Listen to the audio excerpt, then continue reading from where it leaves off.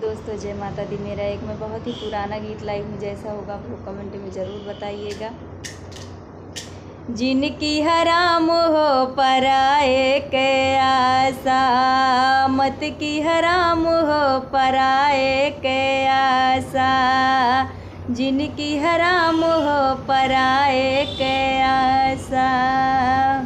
अमवाला गाए बउरवा के खातिर, अमवाला गाए बउरवा के खातिर। अरे बहे पुरवैया चुवैला गिलासा, बहे पुरवैया चुवैला गिलासा। जिनकी हराम हो पराए के आशा, मत की हराम हो पराए के आशा। बिटिया हम पालन गाढ़ दीना माँ काम आई है, बिटिया हम पाले गाढ़ दीना माँ काम आई है।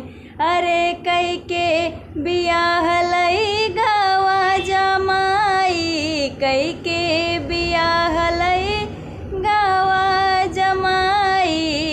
जिनकी हराम हो पराए के आशा, मत की हराम हो पराए के आशा। बेटवा हम पालन बूढ़ापा की खातिर, बेटवा हम पालन बूढ़ापा की खातिर। अरे आई पतोहिया छोड़ाई दिस नाता, अरे आई पतोहिया छोड़ाई दिस नाता। जिनकी हराम हो पराए के आशा, मत की हराम हो पराए के आशा। अरे आई पतोहिया छोड़ाई दिस नाता।